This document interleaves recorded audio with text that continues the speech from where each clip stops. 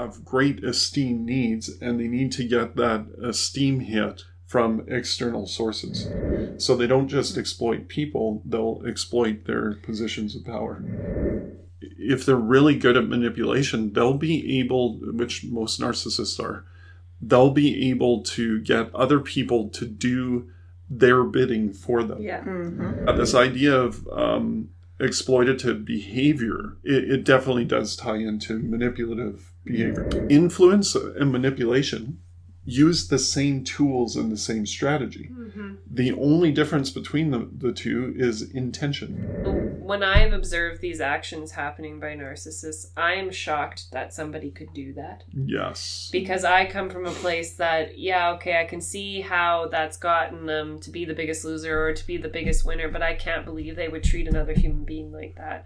And I think it's important for people to keep in mind that's because you're not thinking like a narcissist thinks.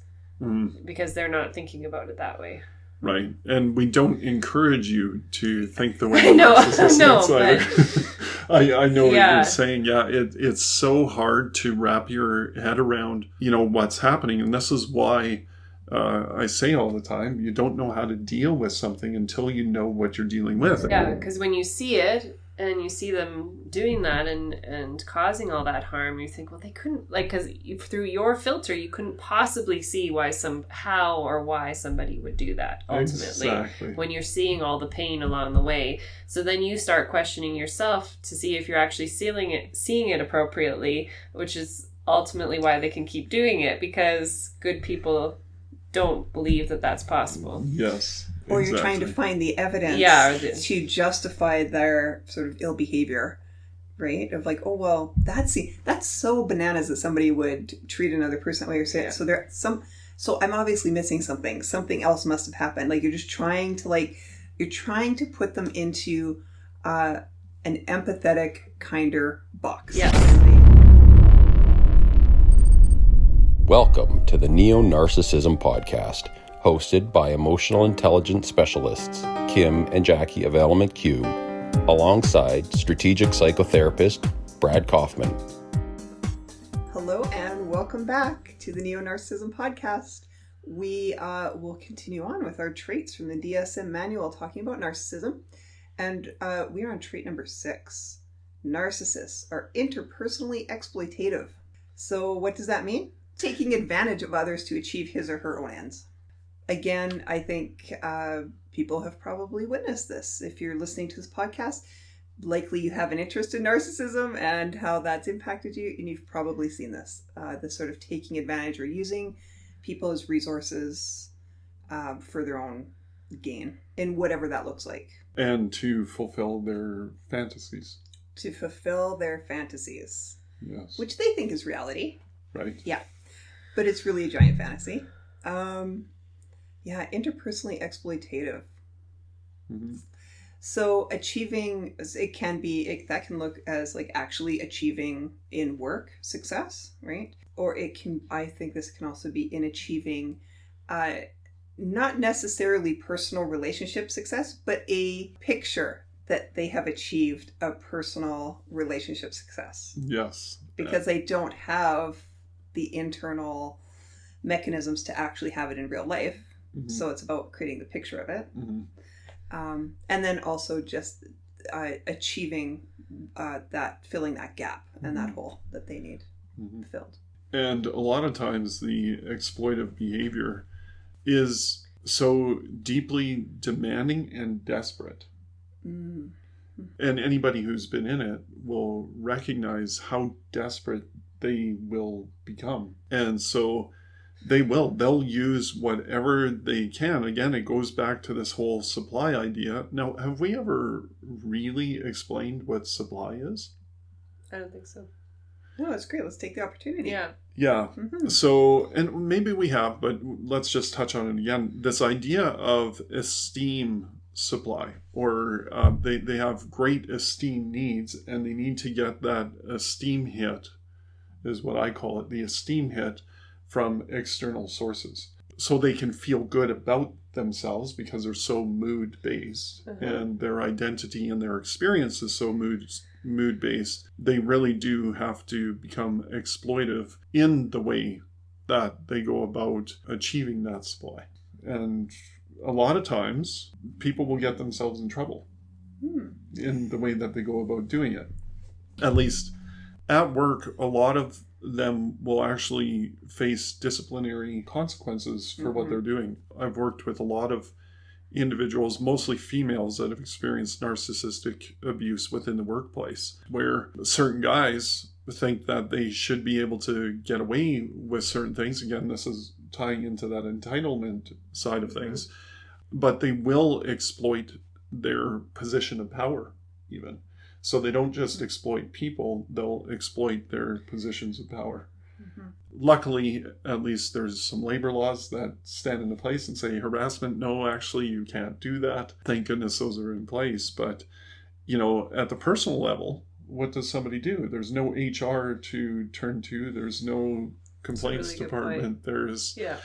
And unfortunately, emotional abuse people don't get disciplined for emotional abuse or thrown into prison for emotional abuse. Somebody can call you names, yell at you, do whatever they want for any ongoing period, and really hinder and damage your emotional and mental health. And there's nothing you can do about it. There's nobody that you can turn to except for a therapist or, you know, a trusted friend or somebody that's going to help you establish healthy boundaries. Yeah, because we don't really, this is something we were talking about in a previous episode, we don't really have community that helps hold people accountable for those actions. Exactly. So if you are in relationship with someone and there isn't a community around you supporting you one way or another, or observing it to hold the narcissist accountable for what they're doing, there really isn't anything you can do. There's nobody there to witness it, to see it, to step in and to help, because we're so isolated. Yeah. And then, of course, as you were saying previously, narcissists can paint this wonderful picture and make it seem like everything's going on to the outside world. And so the person that's being narcissistically abused looks like the crazy one when they come out with it. Because, again, of that public, that private, and that secret life that they live. Of course, they don't let anybody in on the secret life. They try to play the house of cards around that to keep it secret. And even the private, like personal life, they keep very much separate from their public life. And if they are going to bring people from their private life into the public life, the private life people know how they're supposed to act in the public place, because if they don't act within that space appropriately, then they get beat up at home, either like physically, mentally, emotionally, or whatever. So really, when we talk about exploitation of this sense, it's highly abusive. Yeah. This is manipulation. Yeah. Right? So, I know too in work, like I think that's a really valuable work example. To give another one that I've witnessed is someone it's like undermining to reposition themselves, or to position themselves with a sense to others that they might have more power, and be sort of undercutting whoever, like could be whatever, another colleague or boss or somebody who is perceived as having more respect or more power, right? There's this sort of undercutting that happens behind the scenes to try to take people down so that they can feel a little bit more powerful. So and they'll do that through manipulating colleagues, undermining the leaders, like you're saying. Well, there was something else that jumped out to me when you said that. Oh yes, triangulation. So they will triangulate. Now, you lit up a little bit when I said please. That. So, carry on. Well, what are your thoughts? Why did you light up on that one? Oh, just historically, we've had conversations, Jackie and I, a little bit around triangulation. Yeah, nothing sort of particular to this. Just a word that sort of struck some history conversations. Oh, okay. Yeah. Okay. And so for people that don't understand what triangulation is, narcissists will manipulate through the use of triangulation. In order to triangulate, there have to be at least 3 people in it. Now, if they're really good at manipulation, they'll get more people into that triangle, so to speak. But essentially what they do is they will tell a story about one person to the other person and try to create some level of drama, or, again, a perception of a reality that might not be quite true, and they'll spin a story. And they may do it to try to recruit a certain person to their side in a certain way, or I mean there's endless reasons why somebody may do it. And if they're trying to get out of a sticky situation, they may actually blame somebody else, which is another form of triangulation. Blame somebody else to try to bring them into the triangle, so the heat is off of them, so to speak. I have been in this. I have been triangulated by a narcissist. Yes. Yeah, and it can be, when you don't know it and you sort of catch on to what's happening, it can be really devastatingly hurtful, because you're being talked about behind your back. When you address it, you're being gaslit and lied to, because, well, of course they would never do that. It's intended to damage relationships, right? Between you and the other person, or between you and whoever the third party is in the triangulation. I find that, so this one just hits home a little bit for me, because I've had personal interaction in this. Once you can see it, though, it does become less hurtful. You're like, oh, this is just a game that's kind of going on for them. And particularly if the other person also sort of is aware of what's happening, then it does lose its power. They'll still try to do it, but it doesn't have the impact that it maybe used to have or is intended to have. And then that's fascinating to watch what happens to the narcissist, because you can watch them level up if this strategy is not working. Yes. Right? Or self-destruct. Yeah, or self-destruct. Yeah, sorry. But... What were you So level up in terms of their next manipulation tactic? The intensity, the drama, the trauma. So I'll throw that in there too, because they can create really traumatic experiences. Absolutely. Yeah. That's another episode in and of itself too. It's a whole other episode. Episode 721. Yes. We've got so many we want to talk about. Yeah. So this one, this one's a little personal, because I have the real life experience of what that feels like, and to know that the love you feel for this person, you can still feel the love for that person, but with sort of boundary, right? That, like, okay, I'm never actually, this isn't a safe relationship, this isn't a healthy relationship, but being that, if this person can't really leave your life, they're a family member or colleague or whatever it might look like for you, it can be quite painful, the realization of what's happening there.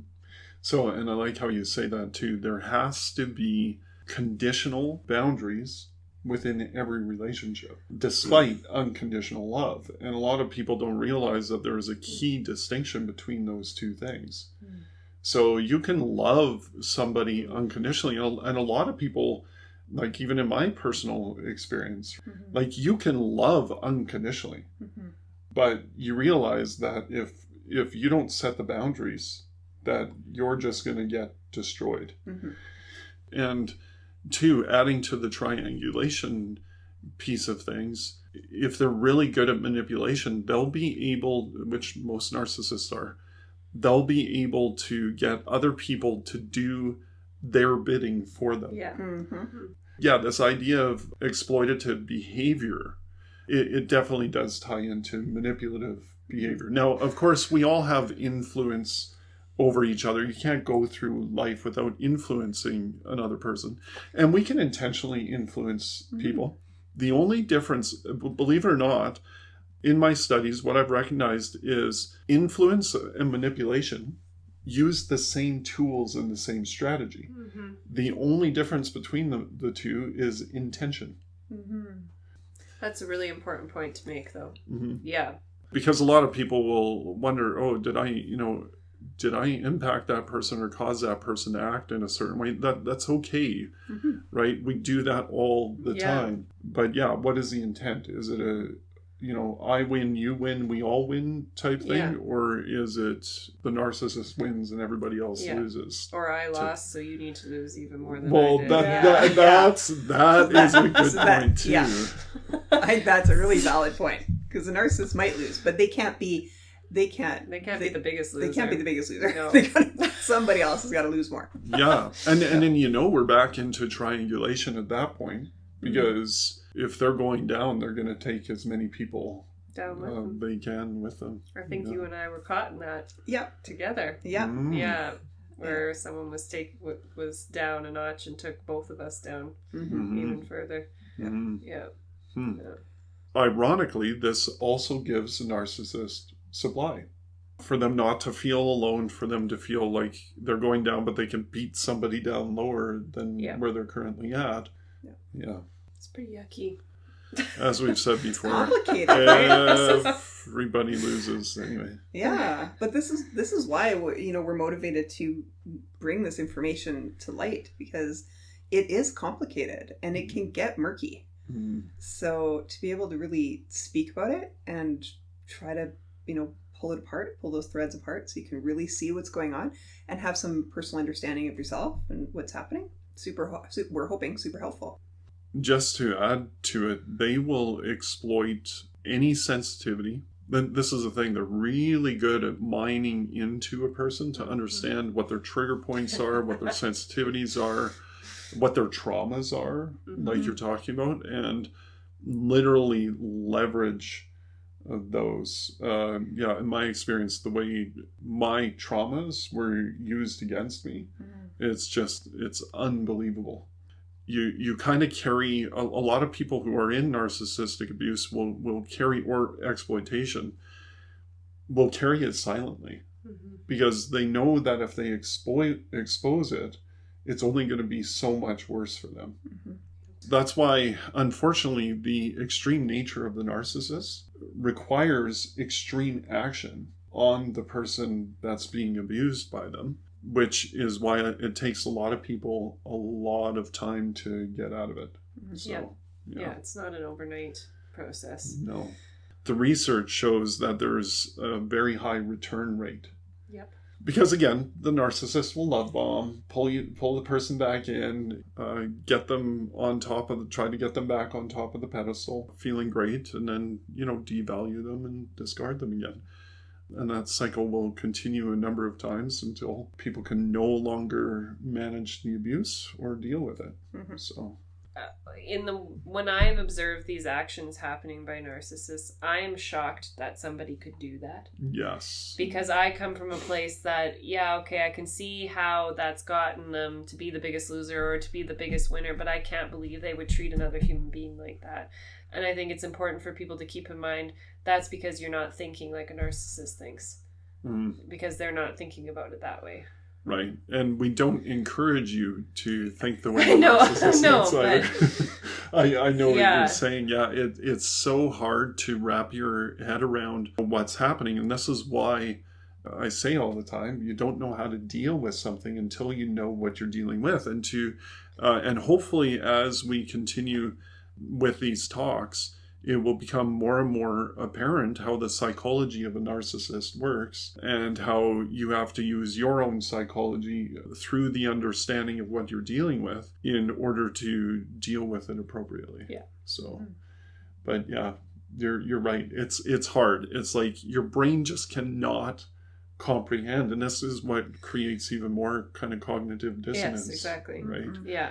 The inability to really understand what's actually happening. Yeah, because when you see it and you see them doing that and causing all that harm, you think, well, they couldn't, because through your filter, you couldn't possibly see why somebody would do that ultimately. Exactly. When you're seeing all the pain along the way. So then you start questioning yourself to see if you're actually seeing it appropriately, which is ultimately why they can keep doing it, because good people don't believe that that's possible. Yes. Or you're trying to find the evidence to justify their sort of ill behavior, right? Of like, oh, well, that's so bananas that somebody would treat another person that way or say it.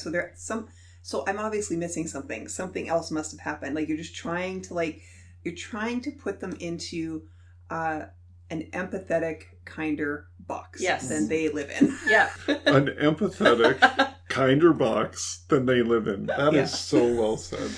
Yes. Yeah. Oh, that's good. Yeah. So until you're able to get out of that box or take them Stop out of doing that. that. Yeah, stop doing that. You Let them won't be able where to see they it. are saying that they are. Let Mm. them be there. And then recognize it. Mm-hmm. Have some grief about it. Yeah.